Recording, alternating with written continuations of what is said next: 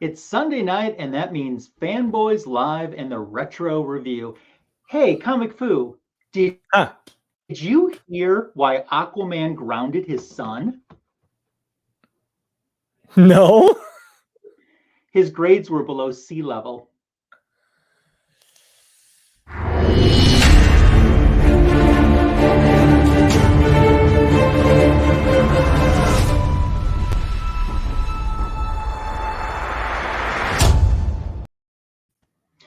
Thanks for stopping by on a Sunday evening. Hope that you have successfully sprung forward in time since last night. I'm Magic Lasso. I'm Ryan, and I'm hosting Fanboys Live in the Retro Review tonight. It's great to have you here. If you're watching on the rewind, thanks for stopping by. Let me welcome my panel of guests. Let's start out with Tim, the comic collector. Hi, Tim.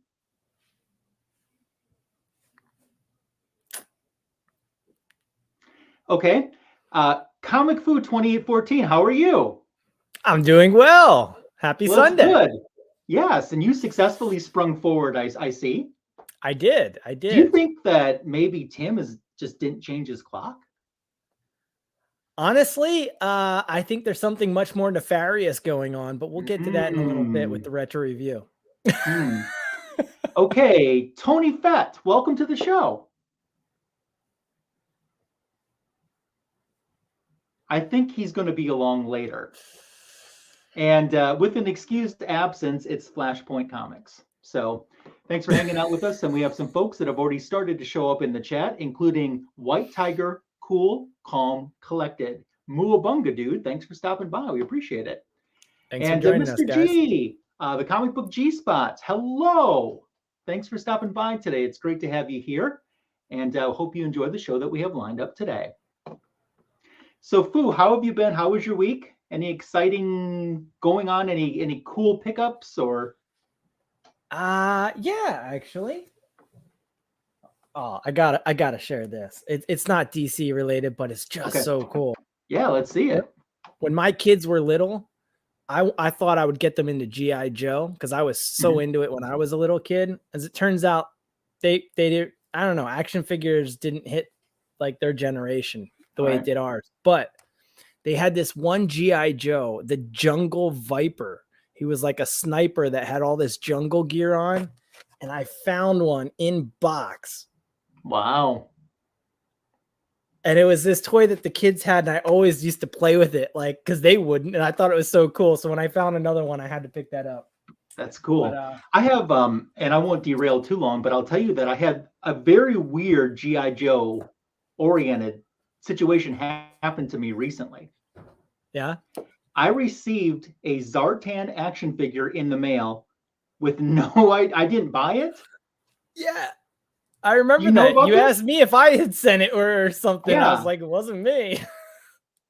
So I was trying to decide how this came to my possession, and you said, well, maybe it was an eBay seller that you had bought from, and they were selling and switched up the addresses. So I went and looked, and everything that I bought this year, and no, nothing from that area. So no That one is has so still has ever strange. claimed So you just got a credit for free sending GI it. Joe. But I now have a Zartan action figure. Well, congratulations. Well, thank you. It's very exciting. So I So I don't know what did I'm going to do find. with it, but I have it, and that's what counts. And tonight There I'm you debuting go. my new shirt. Very nice. Yes. I did find some DC pickups this week. Yeah, you did? Like Check what? these out. I found Adventures. What is that? 498.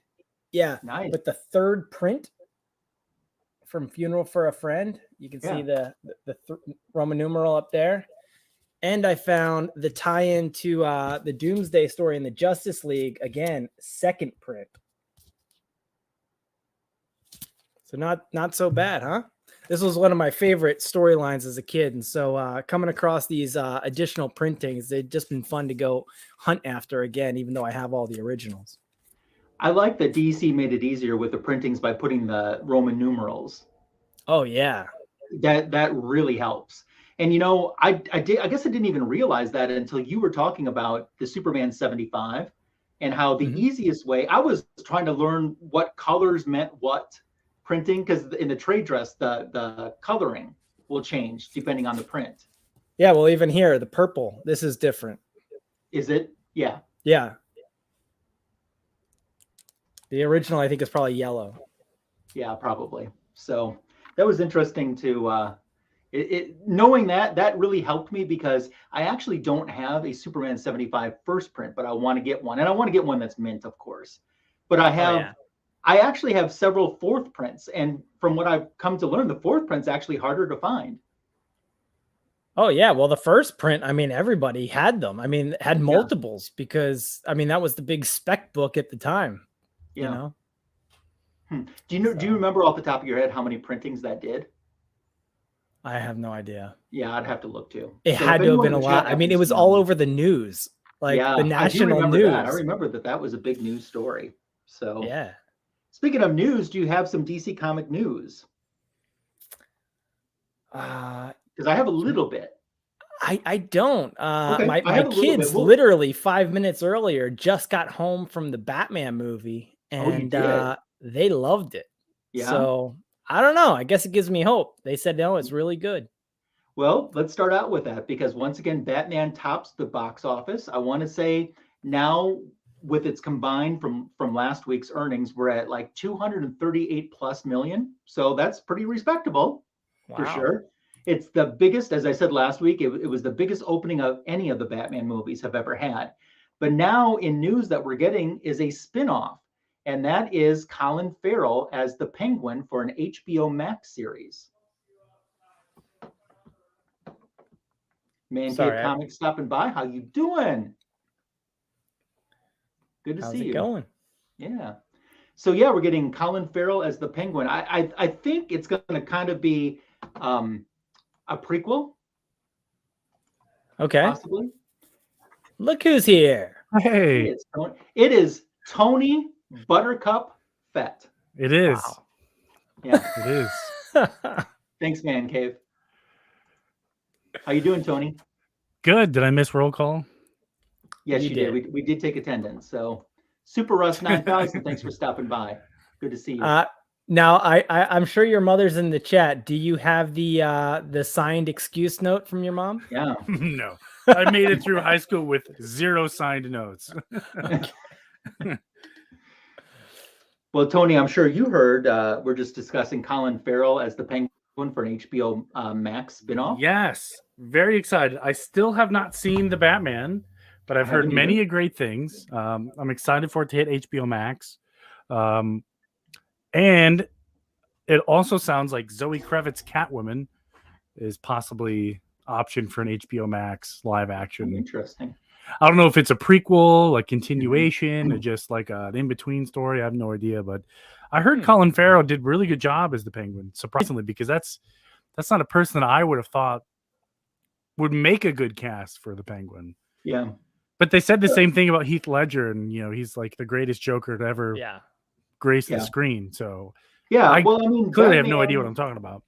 Batman has a history of casting interesting choices that actually turn out to work. Yeah. So, absolutely. Yeah.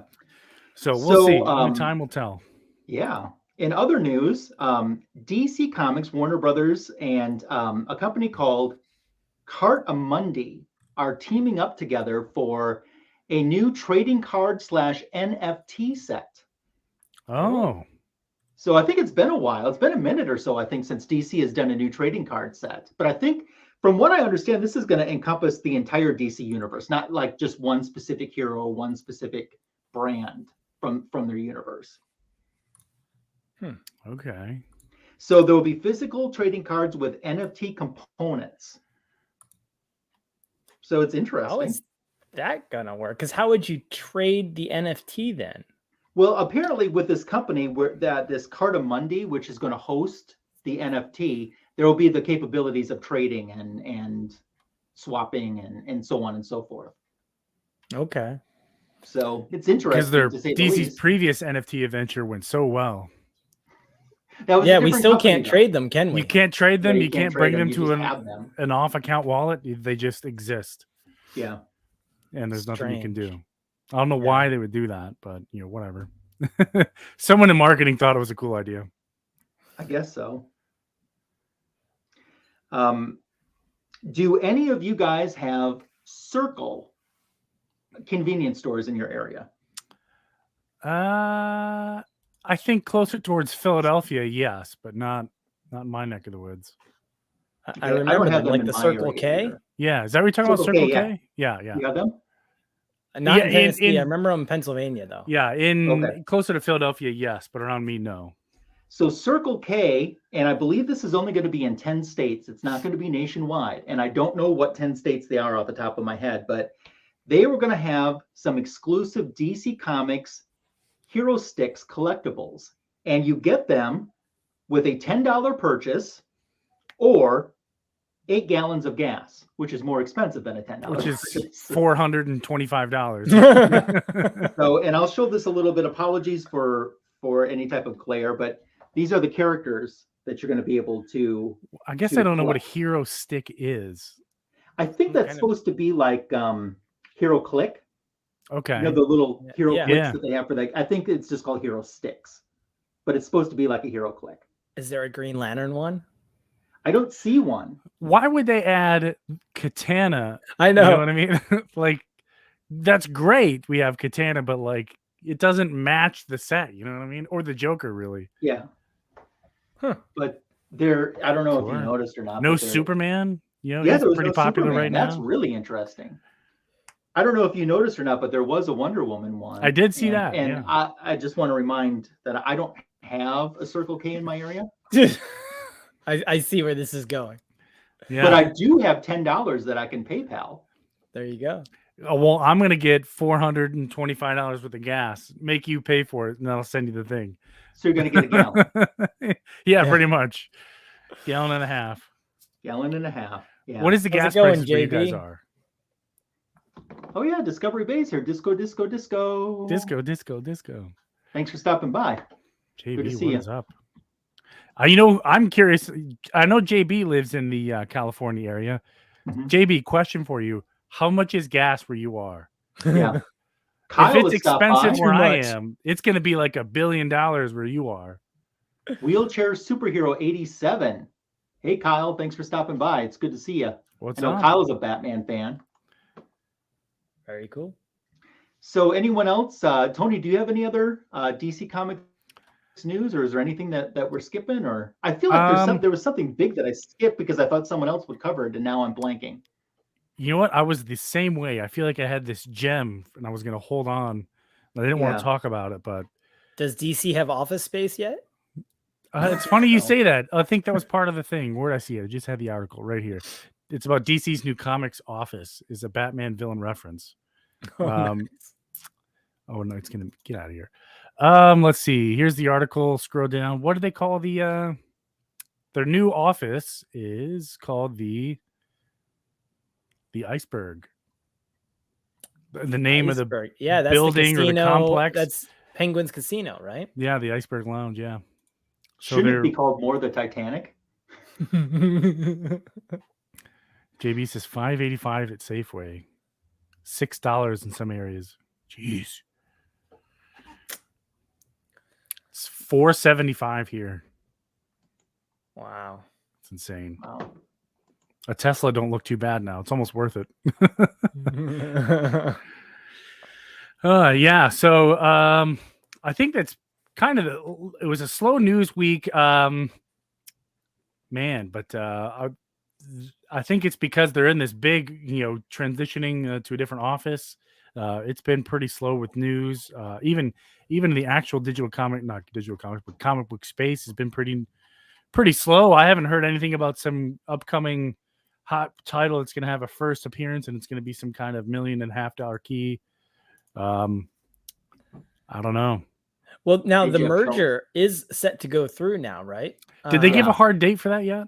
I don't think they gave a hard date, but I think it is official now that it was all the approvals went through. So they are gonna. Well, I guess it's gonna go to Discovery, and I remember the news now too. They need what is it, $3 billion or something? Yeah, they need to trim $3 billion off. Yeah, $3 billion they have to trim off their budget. And so, this week we were in the Fanboys chat. We were, of course, joking around like, okay, what's that mean for DC? They're going to cancel the comics and just like license the trademarks. But which honestly, at this point, it's probably not a bad idea. I know we laugh about it, but it could actually be real, like it's not bad. Hello to Jeff Schultz. Thanks for stopping by. Good to see you, my friend. I know one thing I wanted to mention. So, and I'm using comic book resources here. Which male character are you based on your star sign for DC Comics? So, Fu, what's your zodiac sign? Capricorn. Okay. And Tony, are you a Capricorn or not? I am a Virgo. Okay, let's see. I found Virgo. You are the Atom. Okay, respect. I like the Atom. He's cool. You are loyal yet shy workaholic. It's true. Those are the Virgo signs are known to be quite shy and overly committed to their work. The third Atom, Ryan Choi, did I pronounce that right? Hopefully I did, is known to have these qualities. He's exceptionally self-critical and has let this hold him back in the past. Virgos are often determined, driven, and consistent people. The Atom is a devoted hero and a loyal friend, much like other Virgos. He's also one of the smartest heroes in the DC universe. Oh, that doesn't you make had sense. me up until that last part. Well, everything was like, oh, this is pretty close. And it's like, no, that's not me. Yeah. And Fu, what were you again? Capricorn. Capricorn, okay. It's Zodiac Hour with Lasso. I like I got Capricorn. Uh-oh. Capricorn is Sinestro.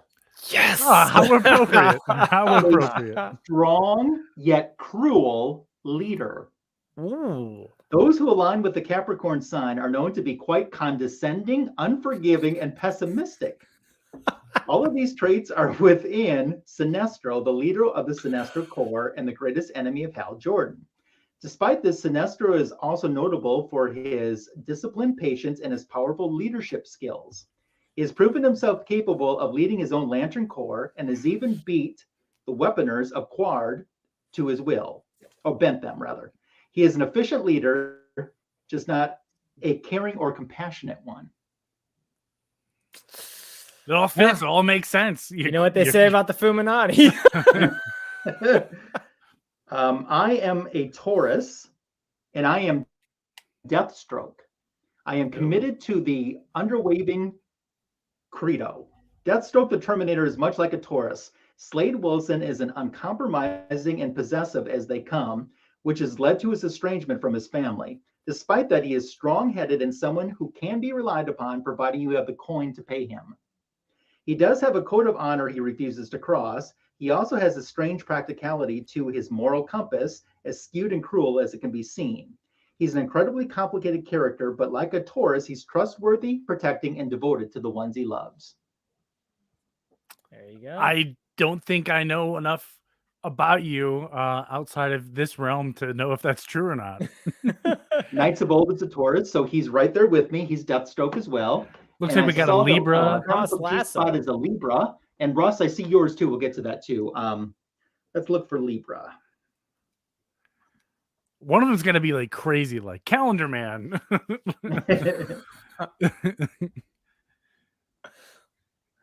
Arm fall off boy. Libra. Oh, okay. This is for Mr. G and all our other Libras. Mr. Terrific. Mr. Terrific doesn't like fighting and is all about fair play. Mr. Terrific prefers scientific pursuits to a fight and avoids confrontations and a natural tendency for Libras who prefer to see all perspectives and offer empathy. Libra signs also value fairness and equality, which Michael Holt is all about. Like the air sign, Michael is known to wallow in self-pity due to the death of his wife, Paula.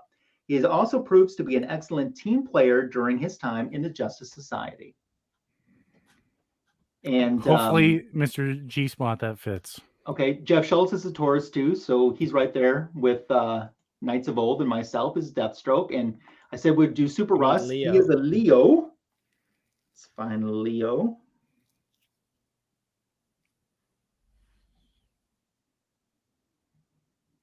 And they also have these, by the way, for the female DC characters too. Interesting. Leo. Oh, someone's going to be jealous. Leo, Green Lantern Hal Jordan, who has a sense of humor, but is extremely arrogant. Being a Green Lantern requires a measure of creativity and passion, and both of these qualities are present in the Leo sign. Hal Jordan is very much a Leo for all of his strengths and weaknesses. Like a Leo, Hal is arrogant and uncompromising, but he also has a good sense of humor and can lift up his friends' spirits. Very cool. Yeah. All right, Russ, I'm going to fight you for it. I saw that Bob popped in too. Good to see you. Thanks for stopping by, Bob. Appreciate it. Bob's an we anomaly. also had a request for Aries. Aries. Okay. You're the god of war. We're gonna move on. Like if Aries isn't Aries, the system is broken. Whenever someone says Aries, I instantly think of Robin Wright from the first Wonder Woman movie, which was on TV last night, where she says, "Aries is alive." Aries is Hawkman, impressive, honest, and angry.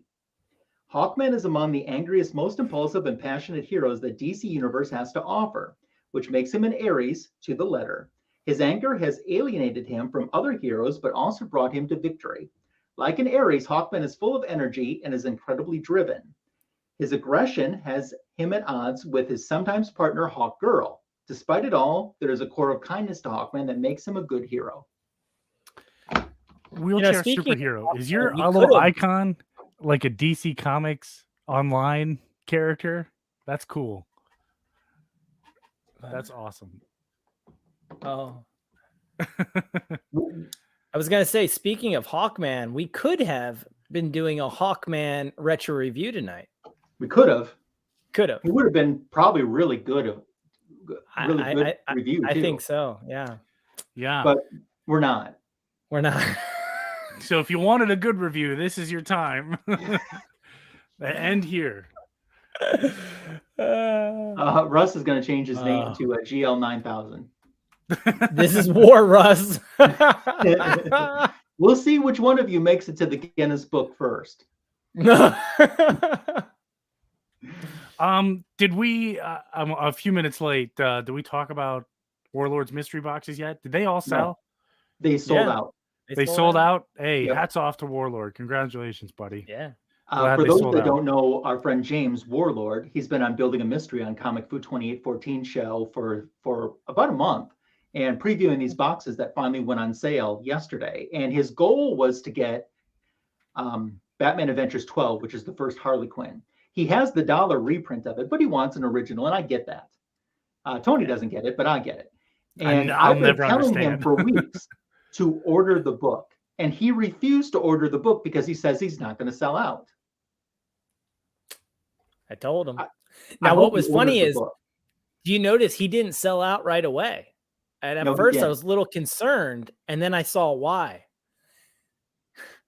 That noob, he put the post up on Instagram and didn't add any tags at all. I know, yeah. So I had to go and message him a few hours after it went, and I'm like, dude, you forgot the tags. As soon as he put the tags on, he sold out. Yeah, I anticipated it was coming. So as soon as it was like 9:30, 9:15, I shot him a PM and got one. I'm not gonna lie, I was just the tiniest bit upset. I mean, as happy as I was for him, if you remember, I pledged that I would not buy a box since we did the show together until Monday if they didn't sell out, and then it was fair game. But when I saw they did sell out, I was like, ugh, it means I don't get one. But I'm glad you did, Tony. I got one. Hopefully I was one of the first ones to get one. Like I said, I really don't do mystery boxes, but anytime a good friend in the community does one, I'm like, damn it. Now I gotta buy this. And you couldn't resist helping somebody get a first Harley. I mean, let's be honest. I'm gonna return mine now. I want my money back. And Tony, if you end up getting that Fantastic Four Silver Age that he put in that box. You and I can have a private DM discussion about the future home. If I will make this pledge for everyone to hear it, if somehow by some act of God I end up with it, I don't think I will. I'm just gonna give it away. It is just a straight. We're gonna give it to somebody. Yeah, you're gonna give it to me. Hopefully you win.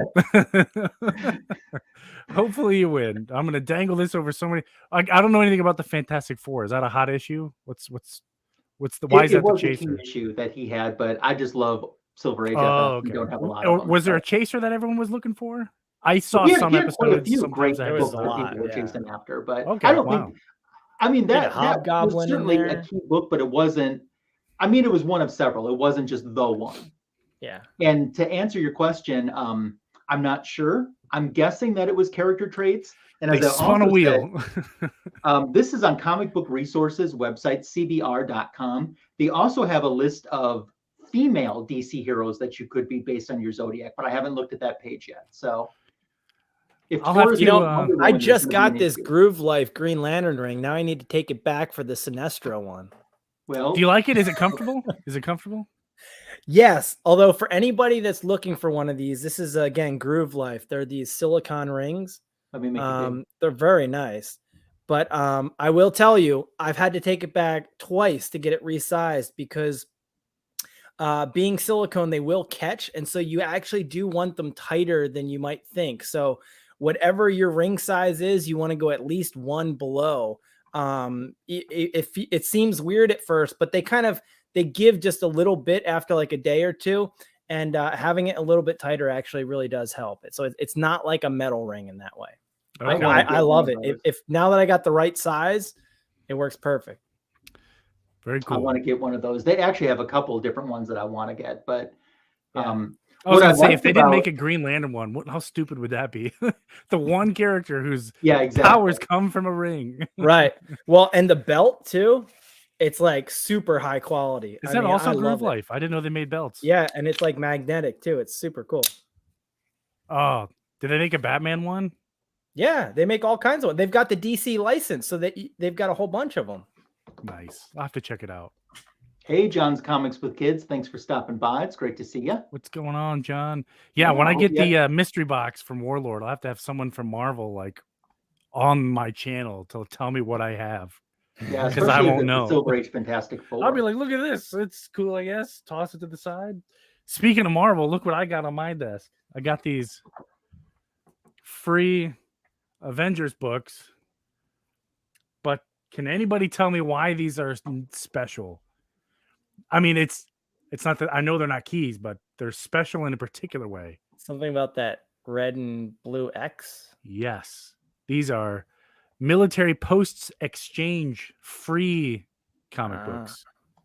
So I don't know if they're rare or not. My LCS had a couple of them. So I was like, oh, yeah, I'll grab them. If anything, I'll let the kids tear them up. So those of you that are joining us live right now, or even if you're watching the rewind, what you're witnessing is a stall tactic to get to the retro review tonight because we have a little bit of a problem with it. So we sure do. This is currently what is happening because I believe in just being honest. We have a problem with the retro review tonight. We were set up. Everything not only by Tim, but by all of you. Yes. It's Putin's fault. I'm calling out the comic book community. You guys set us up tonight. Who wants to explain what happened? Go ahead, Lasso. So we're reviewing 4 issues tonight, and this pick for the retro review tonight was suggested by Tim the Comic Collector. Right, Tim? Oh, that's right. He's not here. And who's supposed to cover issue number 1? Even if he was, can you imagine if he had to do 2 or 3? Like in the middle of the story, you wouldn't, like, there'd just be this huge gap. And the other problem is the 3 of us on the screen right now, spoiler, didn't like the story. Oh, it's and awful. I especially did not want to review issue number 1. I especially did not want to do number 1. I think these really big, meaty stories that like the Golden Age, that's a huge story. Like they're really good, but like, man, there's the amount of time you got to cover it. Like you really got to hit like points, you know what I mean? And move on. Well, and they're longer than normal issues. They're much longer. running Is this a about 4 to 6 graphic pages. novel, or do they come out individually? Yeah, I they're think they came 4 out individually individual and then were books, but collected. they're square bound.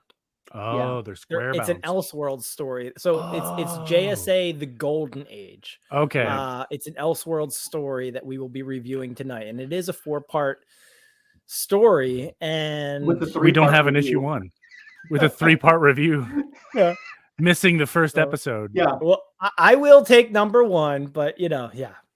I will try to help you out as much as I can, which won't be very much. I can only do 4, so you guys are on your own. Did you read anything besides 4? I got a little ways in. I got a little ways in. Okay. As soon as I opened the here's the story, magic word right there. Oh my god, there's so much story. So much story. It's so Mr. G understands our pain. So wordy. Honestly, and that's a good thing. That's a great thing. You totally get your money's worth out of a story like this. It doesn't necessarily translate well when you are trying to do it in a hurry. You know what I mean? For a review. You're saying these things, Tony, but you didn't read the other 3 issues. Yeah. Fu and I read all 4 issues. Well, as soon as I opened it up, say it's good. No, it's good. I like these types of stories, because if I go buy this from my shop, you know what I mean? Like, I feel like I'm getting my money's worth out of it. You know what I mean? But in terms of a quick review, like, there's just so much. I want to know who in the community voted for us to read this story, though. Those people are no longer allowed to vote. What did we do to you? Yeah. What did we do to you? I feel bad because I know Tim liked this story, and it's a shame he can't be here to help us out, because we even said we're gonna need your help because this one is tough. I'm sure it's a great story. I'm sure it's a fabulous story, but to do it in like 5 or 10 minutes per issue, it honestly doesn't do it justice. It's unfair to the story to do it. I'm not going to be that kind, but we'll get into it right now. So it's this is not like your typical comic book. There is a lot to read. They are also characters that I don't think most comic book readers are familiar with. I understand there may be many of you that are watching this show that are familiar with them. I know Tim is a great fan of the JSA, but just in general, I think they're not characters quite as familiar by most. And then also adding to it that this is an Elseworld story can add to even more of the confusion here. And so it's going to be a different type of review here, because I'll be honest with you, I didn't understand much of what I was reading. And it jumps around a lot. It really does. So it takes a tremendous amount of concentration. And as we said, these are square bound books. There's 4 of them. So it was a lot for one review. So I better get started here. Yeah. We're going to be here until the time changes again if you don't. I know. So here we go with the Golden Age. And again, you can see here, it is an Elseworld story. I want to say this is from like 1993, I think. That sounds right. By James Robinson, Paul Smith, and Richard Ory, who, I have to be honest, I don't know any of them. I'm not familiar with any of those creators. But here we go with book 1 of 4. The world was at peace. And bear with me because I wasn't prepared to review issue number 1 here. So I did read it, though. So we start out basically with the war in Europe having just ended, is essentially what's happening. And they're kind of doing a quick review, talking about the World War II, the soldiers going over there, but more importantly, not more importantly, but for this story, the superheroes that were involved with the war itself. So some of the heroes actually did go over and fight in the war. Some stayed home to guard the home front as well. And we kind of get this nice splash page here of the different heroes, many of whom I couldn't tell you who they are. I believe we got Johnny Quick there on the right. Yep. We've got the Manhunter there in the middle. Yep. Of course, you recognize Black Canary. She's on the left. Yep. Oh yeah, yeah. I was looking at the guy that Black was Canary. that behind That's her the Black is Hawks. Black Hawk, right? Yeah. Yeah, and then behind Blackhawk is Phantom Lady, part of the Freedom Fighters. Dr. Fate's in there. I see Robot Dr. Man. Fate. Vigilante, not the original Vigilante with the cowboy hat and the mask. Oh, He's in okay. there. Dr. Midnight. I see Uncle Sam from the Freedom Fighters way in the back. We got Plastic Man right up front with Robot Man. Yep. Yeah, Robot Man. I was surprised to see him in here, but yeah. So we've got the JSA here, right? Our main heroes. Who is this little guy in That's the Atom. That is the Atom. That's Okay. the original Atom, the Golden That's Age not fair Atom. if you just hire the shortest friend and call him the Atom. Yeah. So, okay. Let me see if I can remember this. So, yeah. So again, it kind of starts out with the bomb, and this is again, there's a lot to read here. I will also say, I'm just going to give you one of my complaints up front. I have it reads like more like a novel, and it's very introspective, I'd say, to the point of I don't know, maybe even being a little whiny. But so we start off basically with questioning the use of the atom bomb, right? So I mean, it's been done, but at the same time, we're also seeing the celebration on the home front because everybody is exhausted from the war. So you know, all of their heroes are coming back home. Life is beginning to move forward. And what we're going to see here is what's his name? Tex Thompson, is it? Yep. He is what is his name? The American Commando. Yep. So he was over fighting in the war, and he is back home now. And everybody is celebrating his return. He was like one of the major heroes during the war, including, I think, even going in to be one of the ones that was trying to take Hitler out. I'm going to have to go through a lot of this. The story jumps around a lot, like a whole lot. And there's a lot that's just left. Like, you're like, why did this happen? I'm not sure. So like, here's an example. There's this movie they're watching of Tex, and then there's this guy in the audience who's just like, hey, what about me? I don't even know what that means. I maybe because he was a soldier and they're not celebrating him. I'm not sure. We flash over to some docks, and we get I believe this red text here is the Manhunter is kind of tracking some criminals at the docks. That we don't really get too much into it. Again, like I said, this jumps around a lot. It reads more like a novel than a comic book. So we've got Tex Thompson here. He is getting an award by FDR. We flash over to Johnny Quick. Johnny Quick is putting together a movie. And again, getting back to one of my complaints is we're about to see here. I really kind of don't like when writers have their characters also write a novel within the story. And that's what we're going to see happening here with Johnny Quick. He considers himself a writer, and much of this is like a novel within a novel.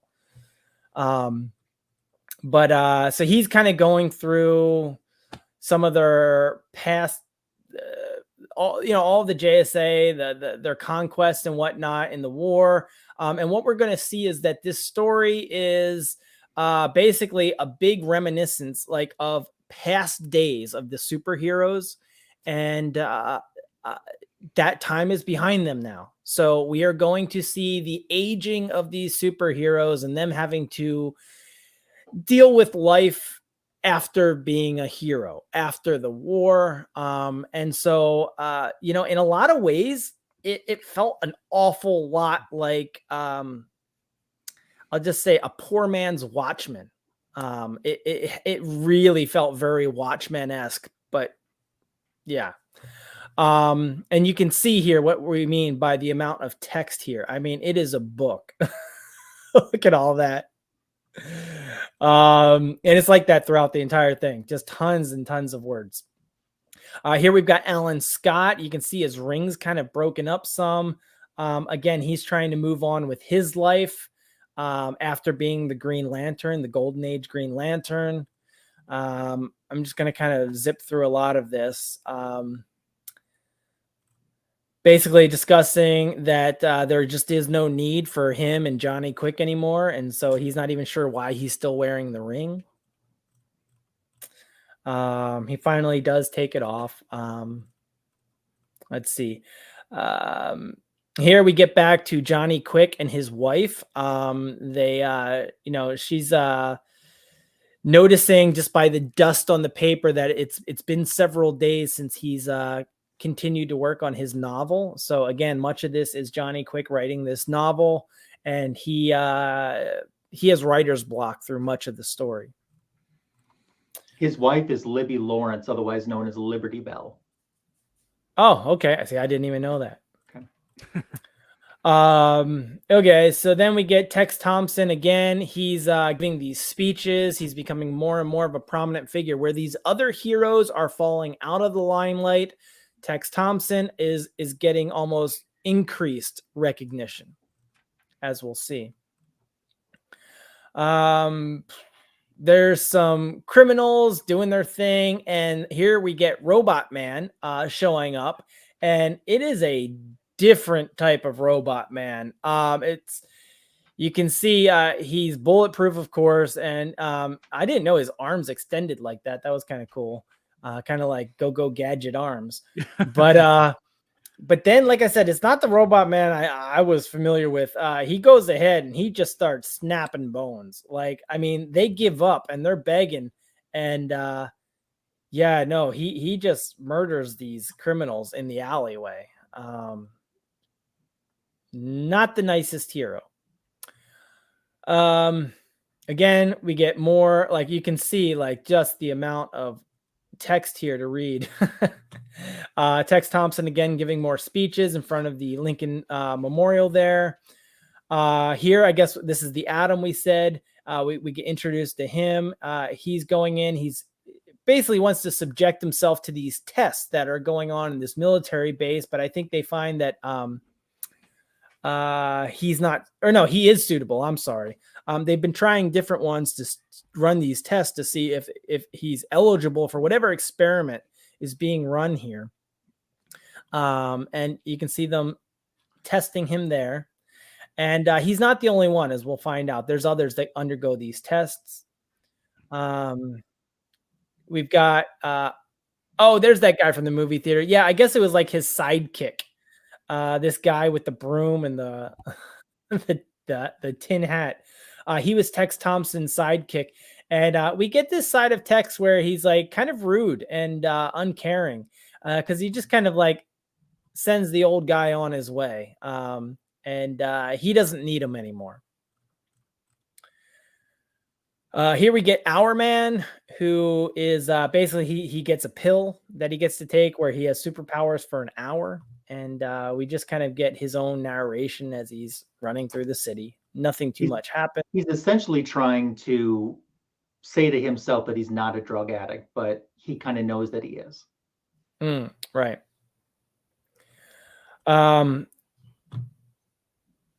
We've got Robot Man again. And Tex Thompson comes up and has an offer for Robot Man, as we'll see.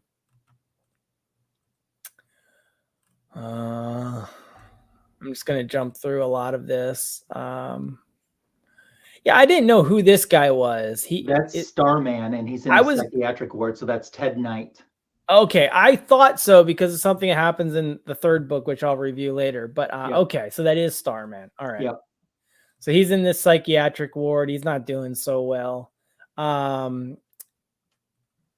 Flashback to the Manhunter, and this is really trippy. He keeps having these really strange dreams. Much of his story is through these dreams where he's like seeing this experiment on this table of this, and it's like this eagle being dissected, and it doesn't make much sense. And then he turns into the eagle, and then he wakes up from his nightmare, and he can't make any sense of it.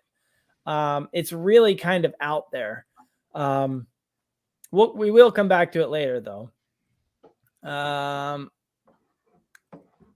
Let's see. There's these criminals shooting up the place. Let's see. We got Starman here. Sorry, I really wasn't prepared for this one. Oh, this is who is this guy? That is this is the guy that he's going to undergo under one of the experiments. Daniel Dunbar. Yeah, so he is going to, and I don't know, is it in this issue? I'm not sure. Yeah, this Daniel Dunbar guy, he's going to basically submit himself to one of Tex Thompson's experiments that we saw the Atom going through. He had the offer for Robot Man. So he comes to Daniel Dunbar as well and says, America needs you. Yeah. And that is the end of issue number 1. Again, you saw lots of characters here, a lot of text to read, and it really is jumping around with kind of these random disconnected events that are occurring. We will see them start to wrap up by the 4th issue, though. Yeah, threads will come together. So while you're getting ready for issue 2, I'll say hello to Downright Nerdy Podcast, who has stopped by, and I also want to say hi to Bronze Age Brian. And we don't have an answer for that. So an answer to what? And Mr. G asked what the narrator's age is. The narrator, I believe, is Johnny Chambers, who's Johnny Quick. And I took him to be in his 50s. Is that what you guys took? No, because in issue 3, we learn that Libby is only just about to turn 30. Okay. Which shocked me, because that means that these guys are young. Yeah, they're pretty young. And they're already retired. We are reviewing a book called, we're wondering what we're reviewing as well. And we're reviewing a book called The Golden Age, which was picked by Tim the Comic Collector, who was going to handle issue number 1 tonight and didn't show up. So I'm going to cover issue number 2. Here we go. So our story is starting out with Johnny Chambers. That's Johnny Quick. And he's thinking about that film, Mass. And he's completed the work on this film. And he has other projects that he could be working on, but he's still kind of obsessed about this, and why Tex Thompson is the only one of these people that are still making news anymore. So we cut to Tex, who is Americando, forging ahead with his political career. And he's got this campaign where he's introducing the public to a group of heroes that they can trust. And those heroes consist of Al Pratt, who is the Golden Age Atom, Robot Man, and then Daniel Dunbar. He's a former sidekick to a little-known hero named TNT. We move on next to Liberty Bell. That's Johnny's now estranged wife. And she has a new boyfriend. His name is also Johnny, too, but his superhero name is Tarantula. So I'll refer to him as Tarantula so you're not confused between the Johnnies. Liberty Bell and Tarantula are talking about Tex's announcement of this formation with these 3 heroes. And Tarantula says the bigger heroes like the Flash and Green Lantern should be worried about their secret identities being exposed by the Atom. But Liberty Bell says most of the heroes didn't trust him with their secrets. And Tarantula replies that it was Libby's husband, meaning Johnny Quick, that the group trusted with their secrets and still does.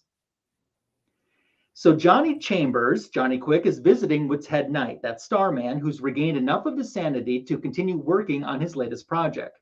We then get a recap of Starman's origin and how the cosmic radiation that actually gave his staff powers rained down energy over half of the continent. Superheroes started emerging 6 months after that, and he kind of felt that that radiation could have been a contributing factor to the common origins, or have affected the minds of ordinary people to make irrational decisions. He's happy being left alone and secluded because he doesn't feel that he's alone. He has the stars. Next is Daniel Dunbar. And we kind of just get a page on Daniel getting ready to go to bed the night before a series of experiments that will test how powerful he is. They're going to take place the next day, so he's getting his good night's sleep there. Alan Scott is up next. He's the Golden Age Green Lantern. He's at work at his radio station, and he's been informed that a jewelry store downstairs in the building that he's in is currently being robbed by the Sportsmaster. So police show up, but it's Alan Scott, not in his Green Lantern identity, though, that busts through the windows to save the day. Sportsmaster recognizes him as Green Lantern, even though he doesn't have the ring or the costume on. He says, too many beatings not to. They have this great exchange of dialogue where Sportsmaster says to him, missing something? And Alan says, nothing important. His motivation, Sportsmaster's motivation for the robbery was to entice his wife and their daughter to come back to him. As police arrive, he shoots the original police guard and escapes angry that they cost him his family. Now, did you notice what Sportsmaster called Green Lantern? Remind me again. Green latrine. Green latrine, that's right. That's a good one. Okay, Tex Thompson is where we're flashing back next, and he is safely witnessing the nuclear test experiments that he's subjecting Daniel Dunbar, that's dynamite, to, and Daniel passes all of these with no problems at all. So you look at those pages there, and that's exactly what's happening in this sequence. Now we cut to Al Pratt, who's in his office where he's being tasked with recruiting for Thompson's team. Johnny Thunder shows up wanting to join, and he's rejected. So this is the third Johnny we have in the story. He summons his Thunderbolt, and then Al Pratt realizes who he is. And he tells Johnny Thunder that he was never really a hero, just someone with a pet Thunderbolt that they put up with. He should reject him for the team, but it's a new decade and everyone deserves a second chance. So he's in.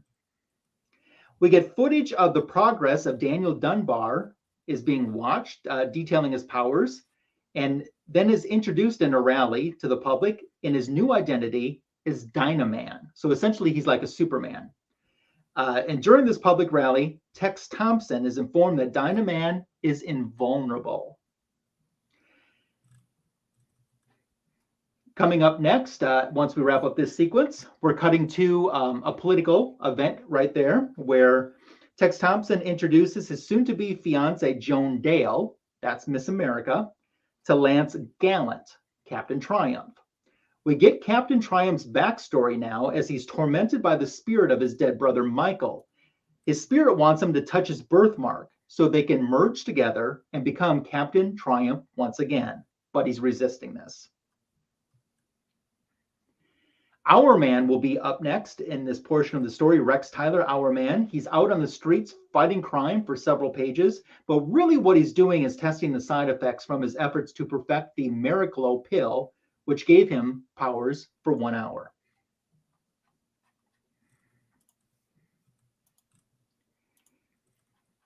Tex Thompson is up back, who is promised any supervillain whose crimes fall short of murder and amnesty in return for their allegiance to his forces. One of those who has taken up on his offer is Miss Paula Brooks, who used to be the mass criminal Tigress, and she was the wife of Sportsmaster. Lance Gallant, that's Captain Triumph, has thrown this event and become smitten with Paula Brooks. He says she's the girl he's going to marry. Paul Kirk, Manhunter, connects with Tex Thompson's former partner, Bob Daly. He is known as Batman, but they're being watched, as you see in this sequence here. What we'll eventually find out is it's the Nazis that are watching them, and they continue to follow them when they leave, and then a gunfight ensues. When the car gets pushed over a bridge, Bob, that's Fat Man, follows, believing that Paul might be dead, but the Manhunter is alive.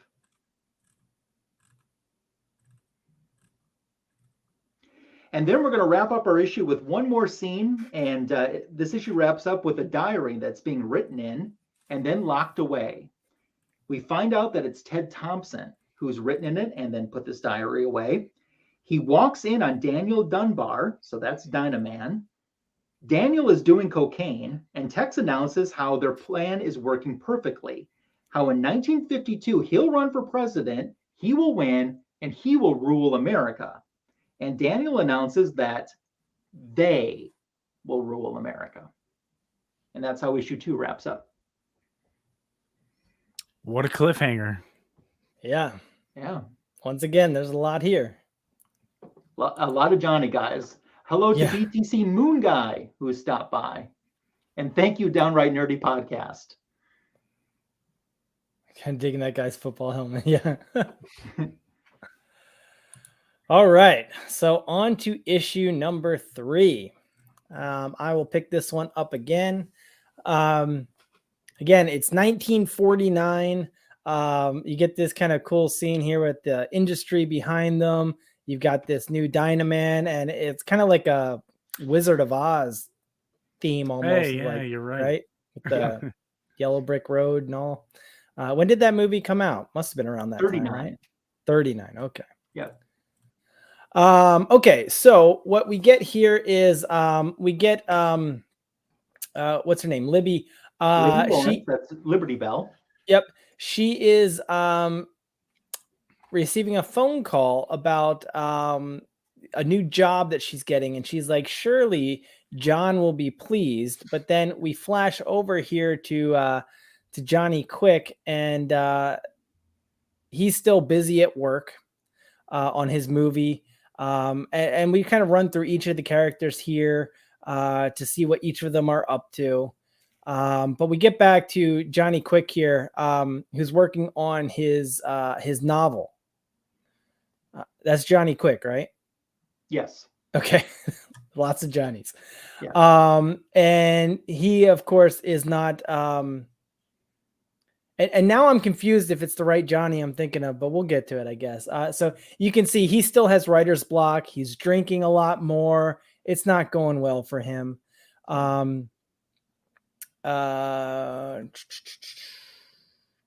Jumping right ahead, we get Dynaman. He's becoming more and more of a star in the public's eye. He's coming over radio broadcasts. We see the kids with him. He's in the newspaper. He's all the talk. Whereas all these other heroes, what we were seeing is basically their time is up again, as I've mentioned before. And so they're kind of, being forgotten. Then we get to Starman here, who I guess has his staff working again. And he flies up into the air with it. And again, he's in this insane asylum, right? And so he's going through some issues. Okay, so here he is, like in the air, using the staff, and he's basically saying to himself, "It would be so easy, just so easy. All I have to do is let go." So he's struggling with some stuff, and but he doesn't. And kind of curses himself for not having the courage to have let go of the staff while he was, flying in the air. We flash back to the Manhunter, and again, we get these really crazy dreams of this eagle on this operating table being dissected. Meanwhile, there are rats eating away at his face. It's so strange what's going on here. He is tortured every time he falls asleep with these crazy dreams. Going to jump right ahead. So then we get back to the divorce. So now this is the part I said I'm confused. This is Libby getting a divorce from it. Is it Johnny Quick? Yes, Johnny Chambers, who is Johnny Quick. Okay. They're getting divorced. Her new so, boyfriend's name is Johnny too, but we're calling him Tarantula.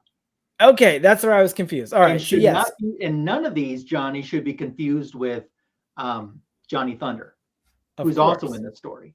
Yeah, of course not. And they're all drawn the same way. They all look alike. They do. So again, she got this new job. He wasn't really paying too much attention to her, and so they get a divorce. And kind of have their final kiss goodbye. And that's that. The marriage is over. Again, his life is really falling apart, as we saw. He's got writer's block, he's drinking, and he's got this divorce. We go back to the Alan Scott, who is working at this news station, and he's starting to again, he's looking back on the past, saying it used to be so simple, and it's a very introspective type story, I guess, right? And again, you can see him looking at the ring there. We get back to Libby, who is one of her new jobs. She now works on this big news show, and she's talking about Tex Thompson has been alluding to, I guess, that the heroes that did not go to fight in the war basically were un-American to have stayed home, and that's kind of what this discussion is about that they're having here on the news for everyone to hear. And back to Johnny Quick again. He's still having trouble writing his story. I've already mentioned, like, I hate when writers have their character also be a writer and writer's block. It's just, I don't know. Feels a little self-indulgent, but we then get to I didn't know who this character was, I'll be honest. That's the guy whose brother who is wants him to touch a birthmark. Yeah, so they can merge back together. I'm looking for his name. Yeah. But then we get to this scene, and this is where things start to pick up a bit, actually. Captain Triumph. Captain Triumph. Okay. We get to I guess she's the wife of Tex Thompson. And they're talking about, like, their love life some, and she's bemoaning the fact that he's not the gentlest of lovers, and is really kind of concerned that, does he really care for her the way she cares for him? Like, things seem a little bit off. And again, he's not the kindest man, Tex Thompson, that is, behind the scenes here, and she's concerned. And you can see that he is very much absorbed in his own work here. So she's feeling a bit used, I guess. Then this is crazy. We switch over to this guy drawing a pentagram. It looks like he's got heroin that he's been using, and has this altar that he's praying to. And he's butt-ass naked. Oh, a what? He's butt-ass naked. Yeah, and he's butt-ass naked. Yeah. And he's making some kind of sacrifice. Looks like a bird of some kind. I don't know who this character was offhand. It again, the book it's constantly changing and changing and changing. Yeah. So it's very random, some of these events. Because then we're going to switch back again to this hospital of this guy who's got an illness, and apparently Robot Man throws him out the window and makes it look like a suicide. I don't know why. I didn't understand that part. You did? No, I didn't. Yeah, I didn't understand it either. It happened. Like, again, like, you get a guy doing weird devil stuff, and then you get Robot Man throwing a guy out a window. I don't know. It just happens. Then you get Our Man. And Our Man is, again, taking his pill and jumping through the city. And it's just a scene of him basically jumping from rooftop to rooftop, and he crashes through somebody's apartment. He apologizes, and his pill wears off. Okay. Then, very random here, guys. We go back to Libby and Johnny Quick, and she has come for a visit. I don't know why they are in identical outfits. It's a little strange. They are divorced at this time. So this is where we learn their age, and this is where it's like really confused me, because it's like they're like just barely 30 years old. Like, and he's calling her old. He's basically telling her that she's washed up. She had started a second career, as you mentioned a little bit earlier, as a television. She has her own television show now, because television is coming in as a medium, and she was offered her own show. Yeah. Her own political show. Yep. And so again, he's been drinking. He's unable to finish his own novel. He's got writer's block. And so he takes it out on her by basically telling her she's old, she's washed up, basically implying her new job isn't going anywhere. And then it takes a turn for the worse. Like, again, this is weird. He gets physical with her. Yeah. I don't quite know why. But now that you mentioned she's Liberty Bell, makes a lot more sense of why she was so able to flip him on his butt. And she takes care of herself, fortunately. But then she goes off and basically cries, remembering the happier times. So she's very much aware that he has fallen on some tough times here. Of course, no excuse. I'm just going to skip through that. We're going to get back to the Manhunter here. Again, he has these crazy dreams, which it's almost kind of annoying because it's like, what is going on? And then we're going to actually start coming to an answer here. Again, this weird eagle thing. None of it makes any sense. He wakes up from these dreams and he is just tortured by it. Okay. And that's where he finally has this kind of realization that like he has to remember who he was. And I found that really odd. Like, what does that mean, who he was? And he's afraid to learn of it. So we'll get to this in a moment as to what that means. Zip through that. And then we're going to get to this weird, almost like Egyptian looking guy. And it turns out right? Yeah, that's Hawkman. Hawkman. So we finally get to see Hawkman here, and basically he is going to take the Manhunter and hypnotize him. They are going to try to figure out what these dreams are all about and figure out who he was, what he is so afraid of. And so hopefully we'll get an answer as to what these weird, crazy dreams mean.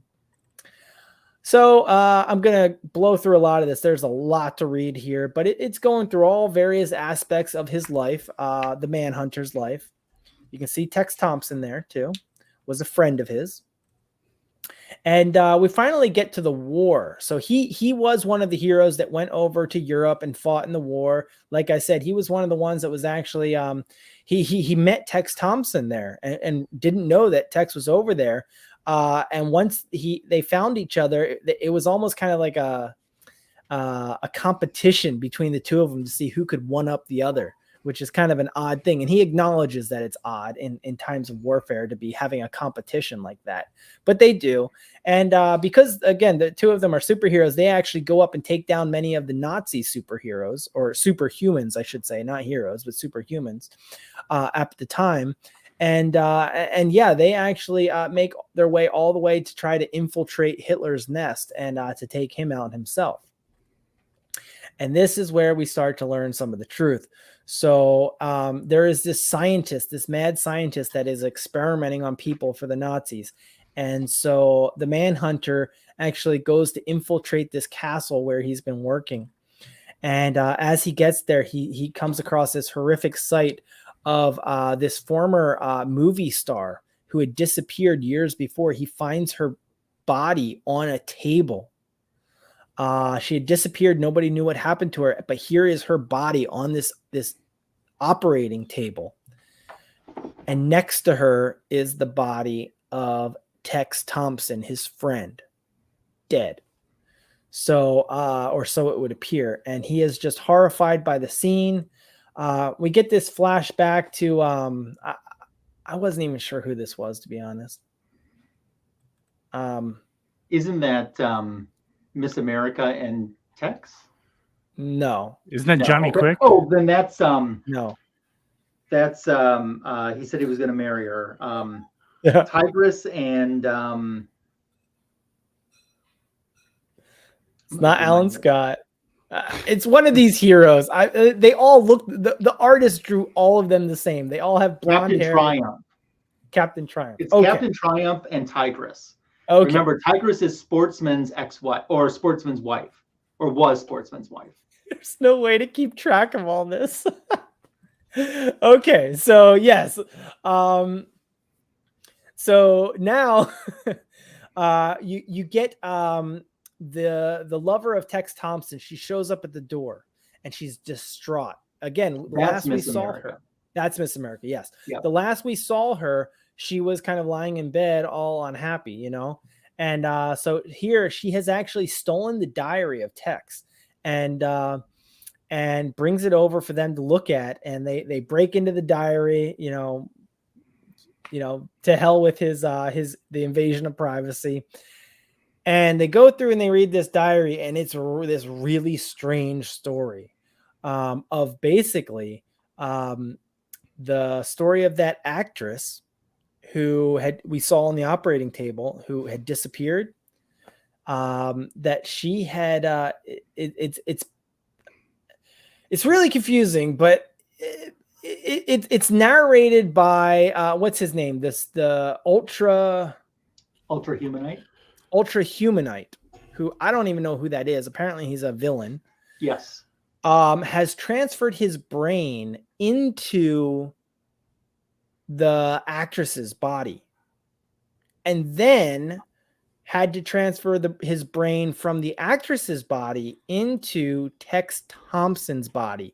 And so that was the scene we were seeing that the Manhunter was trying to block out, and Hawkman hypnotized him into remembering. And that was what he was seeing on the table, was the brain being removed from the actress and put into Tex Thompson. And here we have the Ultra Humanite's diary recounting that this occurred, and now Miss America is realizing, oh my gosh, I've been sleeping with the Ultra Humanite. Tex Thompson has been dead since the war, and the Ultra Humanite has been impersonating him all along, because his brain was literally put into his body.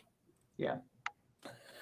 And the Manhunter, again, he's finishing off his dreams or the hypnosis, and he's realizing what happened as well, that his friend is dead, and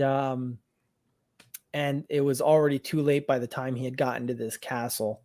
So we get basically Johnny Quick is still working on his novel. The phone calls start going out now that everybody's, they've read the diary, memories coming back. All of the JSA heroes are beginning to make the round of phone calls. Johnny Quick's like, oh my gosh. They call up Alan Scott, of course, and he grabs his ring. And that is where we are going to leave off on episode 3, with the team beginning to come back together. So hopefully I did okay. Best I could do, guys. Great. So I said during your review the words butt, ass, naked, and the Jackson Roy Kirk showed up. Followed by, maybe I don't need to get this story. So thanks for stopping by. We have one issue left. Thank you guys for being with us. It is not going to be as in-depth. I know we're at an hour 15 and we're just starting issue 4. So I'm literally just going to hit the high points and make this as quick as I possibly can. Tim set us up. Tim set us up. He did this, and he's he's not here. So let me give you a proper introduction with issue 4. Take it away, Buttercup. All right, thank you. So yeah, with all that going on with Tex Thompson, they have the diary, and now it's known within the All-Star Squadron and the Justice Society. So now they're trying to come together to figure out what to do, essentially.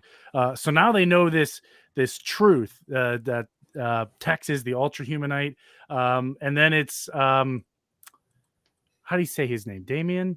Oh, Daneman. Anyway, God, we were just talking about him, but I already forgot his name. That's how compelling this story was. Dunbar. Yeah. But no, that's not okay. Anyway, him. And then he finds out that it's Danny Dunbar. Danny Dunbar is actually Adolf Hitler. They transplanted Adolf Hitler's brain into his body. So all this is coming to fruition. And on top of that, what was her name? Joan. Libby? Joan is going to go public with this information. Yeah. But Tex dispatches Robot Man to kill her. And he does. He kills her, which is unfortunate news. So now there's this big fight that ensues, and a lot of people actually die. I I must be way off on the story here. I can't. Your little, I need to go down a little bit more. Yeah, I'm skipping through all right that now, jazz. there's the fight ensuing Yeah. now. So all that jazz. Trying. Oh gosh, where is it? Who was that? Captain Triumph. You know, he's fighting Robot Man, and he actually ends up electrocuting himself to kind of stop Robot Man, which I thought was pretty unique. Man, I forget it. Where was I at? Right here.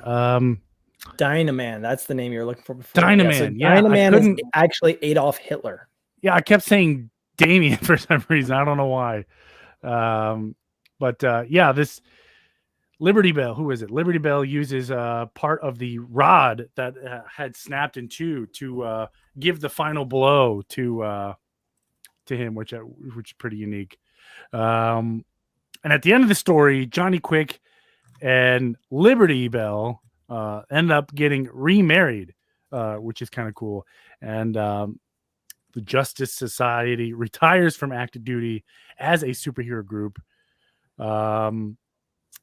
Johnny notices that one of the heroes who showed up to deal with Dynaman would take on the name Captain Comet and would become part of the generation of new heroes that would look into the future, into the Silver Age. Basically, this huge battle at the end, whole bunch of people die. Adolf Hitler's back. Cats and dogs live together. Mass hysteria. It's Ghostbusters reference, by the way. This is I do not care for this story. Those are the highlights of this. Big fight at the end. You got a semi feel good story at the end with Johnny Quick and Liberty Bell remarrying. I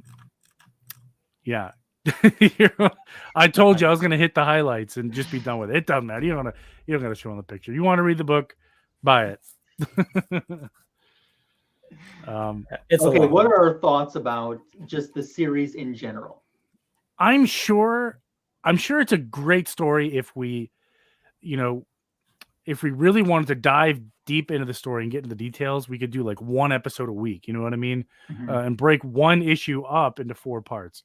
But I would say as a reviewable story in one episode, I would say that this is not good. And I would agree with Fu at some points. Some of the art is really terrible. Like when you said the characters all kind of look the same, they do.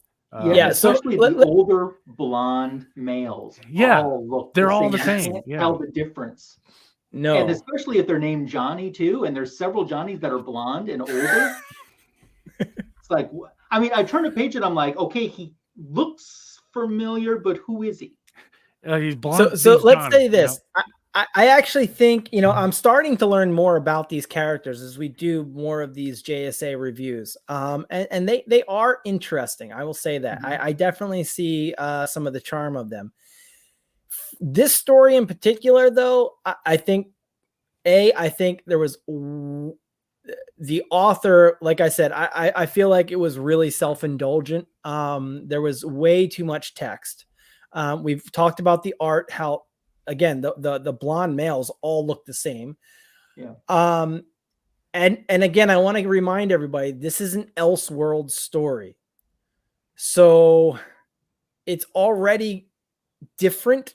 And I think if you are not already a fan of the JSA and deeply committed to learning about those characters, this as an Elseworld story is going to be extremely difficult to read, much less review here on the show. So I feel like if you already came into this book as a fan, a knowledgeable fan of the JSA, I could see how maybe it would be more enjoyable. But if you're coming in cold, it's probably not the book for a new reader. Yeah, I would say this is advanced. I would not recommend this giving this book to someone. It was a gift who wants to get into books. Yeah, and the way they jump around. That's what confusing. I wanted to say is the cutting between. There's too many characters that you're cutting between too often. Yeah. And you got to remember, these are oversized books. They're ranging about 46 pages or so. So essentially, this is 8 issues, 8 regular size issues packed into 4.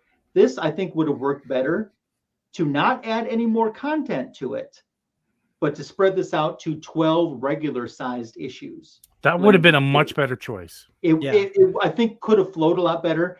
And there's not, until you get to the 4th chapter, you don't see a lot of these characters in costume. Right. But if you did that, Lasso, then wouldn't you also want to rename it The Watchmen? Yeah. I'm sorry, but this came out in 93. Like, you cannot read this and not see the parallels to The Watchmen. Where did The Watchmen come out? What year was that? That was in the early 80s, right? Okay. Oh yeah, this is heavily well, maybe it was early. Maybe mid to 80s. I'm not sure. Yeah, I think mid to late. The team on this took a lot of creativity and inspiration from The Watchmen. Yeah, like it really felt kind of redundant in ways. At least the theme, right? And then even at the end, the wacky ending, right? Like it's just kind of like, oh wow, I didn't see that coming. Like it's Hitler's brain, and like I like that, and I liked the Ultra Humanite end up being part of it. What I also thought that they could have done, which would have made a little more fan service, since it's Elseworld, you could have gotten away with this. We have this actress that went missing. Well, there's an actress in the DC universe that's Elastigirl. That's true. Her character was. Why not make it was her? Because you have Robot Man in there already, and even though she wasn't in all that much of the book, she was just kind of a mention. But I think that could have been a little bit stronger too if you would have made her Rita Farr the actor. Why do you got to make Robot Man a bad guy? I didn't understand that at all. Yeah, I guess it's an Elseworlds, right? So that's where you have to just, Yeah, someone has to be the bad guy, and in the case of Fanboys Live tonight, it's Tim the comic book. It's Tim. You are Mr. Robot tonight. Yeah. Again, to try to read all 4 issues for the review this week was, it was a challenge. So I got a kid right here, and I'm opening the story, and I look at it, and as soon as I saw the little text and the giant, like it was going, I was like, it's gonna be one of those stories, isn't it? I tried warning you. I sent the message yesterday morning to try to give a heads up, like you need to start reading this. We should have started reading it on Monday afternoon. See, I started reading this on Thursday, and that was issue 1. And I didn't want to review issue 1 because I was so lost at the end of that. So when it came tonight and I realized there's a chance I might have to review issue 1, I'm like, so much has happened in this story. I don't even remember issue 1. Yeah. Hey, Kenneth Bird, thanks for stopping by. And Comic Book G-Spot, I've been seeing your comments in the chat. I very much appreciate the support. Thank you. So what you have just witnessed is the last story that Tim is allowed to pick for Fanboys. Yeah. Usually we give it a out of 5. Yeah, real let's quick. score it. What do you? I'm going to score it a 1. I did not care for the story. Okay. I came in tonight ready to score it a 1 as well, but I gotta say, with the help of you guys in explaining this, and as Lasso is trying to fill in some of the gaps for me, I'm gonna bump it up to a 2 because I think it has more value than I originally thought, but not a lot of value apparently. Yeah, so I'll give it a 2. So I was going to do originally I almost didn't read the 4th part to this story. I almost gave up on it today. I'm like, I'm not going to read it. But I did read, and I read all of it today. And I actually liked the 4th issue a lot. So it had a lot more action in it. It had a lot more action in it, yeah.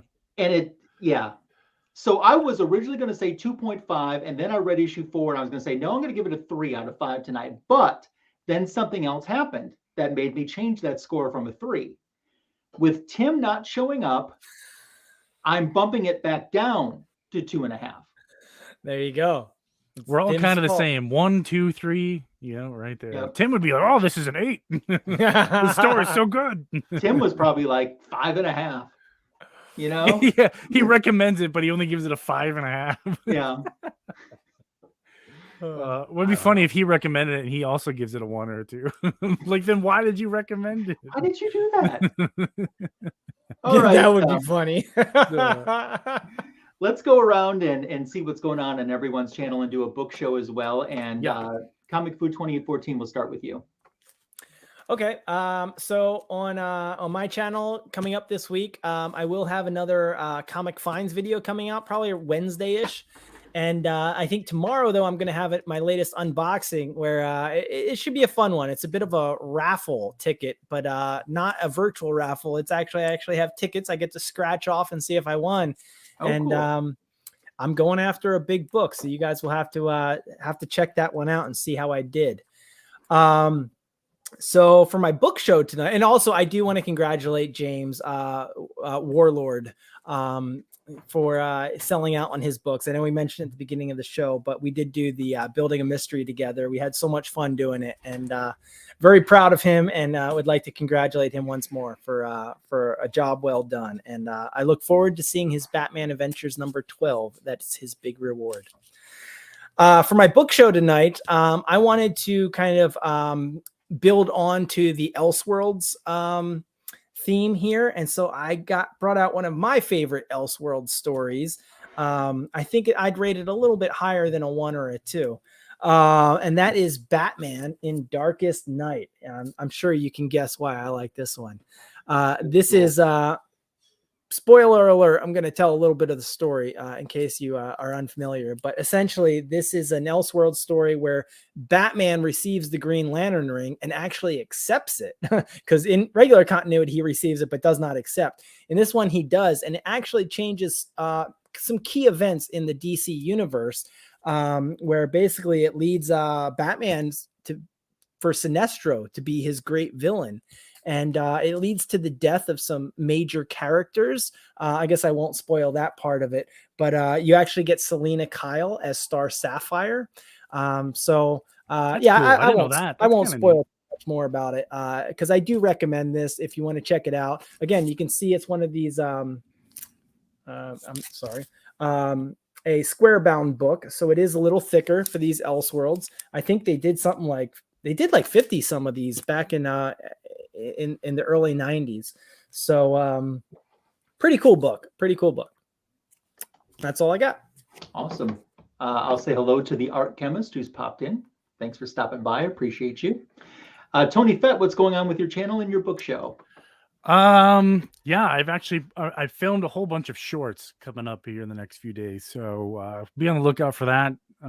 They've been pretty successful for me, so I'm going to keep positive momentum going and just continue to go down that path. But for tonight's book show, inspired by Magic Lasso's, I don't even know what you call them, sign reading for what character I am. He said I was the Atom with Ryan Choi, and here we have an Atom, Ryan Choi, signed by Steve Orlanto from the Justice League of America Rebirth. So it's important in a few different ways. So it's cool. It is very cool. And this is a pretty good story too, especially if you're a big Atom fan. And he's definitely one of my favorites. So it's kind of neat. But that's it. I just got some cool shorts coming on. I try to keep it simple. Real quick, sir. Was that the stickers on your case there? Was that a Super Russ sticker? It is a Super Russ sticker. It is. How'd you get that? I got it from Super Russ. Where else? I also have a Vantage. I have a Brown Lantern. What's the deal, Super Russ? I don't have a sticker. I have collect a Cruiser stickers too. Yeah, see? Look at all this. Wow. All right. Yeah. Nice. That's what I got on my little shelf here. Okay. Oh, and I don't even know where my scene is. Oh, here it is. I found it. So on my channel, I have some shorts that have been successful for me as well. I just did a what am I reading short that dropped. And of course, every Monday morning, the back issue of the week drops. And this month, it's a themed back issue of the week. All the books are in honor of Women's History Month. So they're all female superhero comic book titles that I'm featuring. So we already had one drop this week. Our second one for that theme will drop tomorrow. On Tuesday, I'm going to drop a video for my comic book editions. And I've really been picking up a lot of Justice League. And I thought I'd just do a whole video of just some of the Bronze Age books that I've recently picked up and added to my Justice League, although there's a pretty good Silver Age Justice League banger in there as well. So that will drop Tuesday afternoon. I should have, for my book show, pulled a Justice League book that features the Ultra Humanite, where he's in his gorilla form with his brain transformed into a gorilla. I didn't think of that until too late. But instead, what I picked, Wonder Woman was a Justice Society member, but in the early 90s, DC was essentially not having that because she just came to man's world for the first time with the Perez reboot in 87. Now, John Byrne would fix that and establish Wonder Woman as a World War II Justice Society hero when he got his turn on the run. But she was a hero in the Golden Age, and here is the Golden Age Omnibus. Holy cow. Volume 1. That is huge. Yeah, it's also great for pressing comic books too. I see that. Put your books on there and put that omnibus on top, and you're kind of in business there. So that's crazy. Yeah. Before we wrap up, though, I do want to mention, and I want to throw this out to you guys too. I don't know if you've seen or not, but this upcoming week at your local comic shops, the ones that were lucky enough to get an allotment of the JLA Avengers by George Perez that benefits the Heroes Initiative, some of these have hit the marketplace already. They started selling at $200. Now they've been going, then they went to about $250 or so. Now we're seeing people listing them in the $500 to $800 range for a copy of this book. And I have heard that stores that, might have got maybe 3 max. This is what I'm hearing. So if you're going after a JLA Avengers, good luck to you. If you get one, I'm going to be extremely jealous because my LCS has already turned me down. However, there are several places that are doing raffles that will benefit the Heroes Initiative where perhaps you could win one. So that's such a great cause. And even if you don't win, you are a winner for helping out that cause. So search around online and look to see if you can help out the Heroes Initiative. Hello to Brother John Comics. Thanks for stopping by. And if you do get a JLA Avengers, number 1, I'm jealous. Number 2, that's awesome. So if the reprint is going for that high, how much is the original going for? It's funny that the original issues actually aren't going that high, but the collected editions are. The absolute JLA Avengers I saw sold in the $500 or $600 range for a used copy. So the one that's coming out this week, it's just one, right?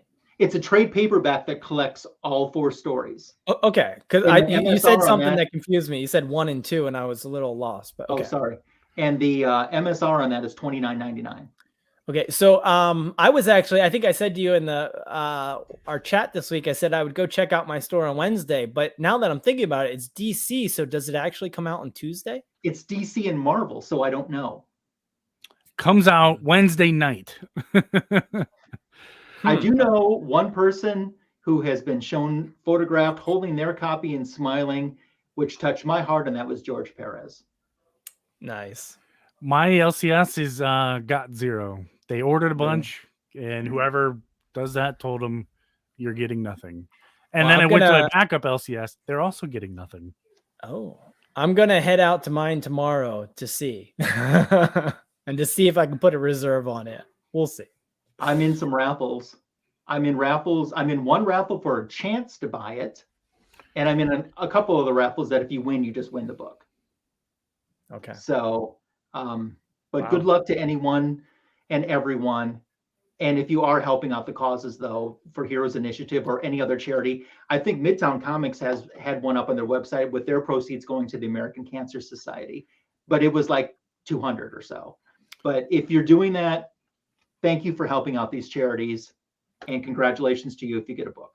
So. And if you are one of those people who have them up on eBay for ridiculous prices, you're part of the problem, not the solution. Yeah, don't do that, because there's people out there that really wanted one that didn't get one. Yeah. So. Well, that and none of that's helping the Hero Initiative at all. No, it isn't. So. Yeah, I mean, I'd rather at least let it go to auction, But I mean.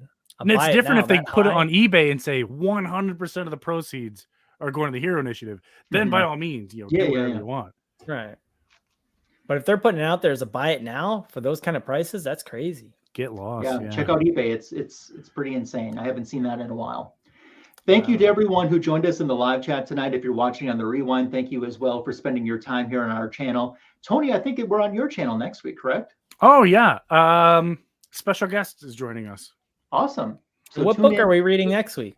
I have no idea. Isn't our special guest also known as the new replacement? Yeah, also known as Tim 2.0. Yeah, the new Tim. The new Tim. All right. We'll talk about on the back end. I want to do something different. Break it up. Okay. You know what I mean? Okay. Break up the normal. Sounds good. Yeah. We'll do something. Thank fun. you everyone for joining us for another Fanboys Live in the Retro Review. Glad you sprung forward and spent time with us, and have a great week. We'll see you next weekend.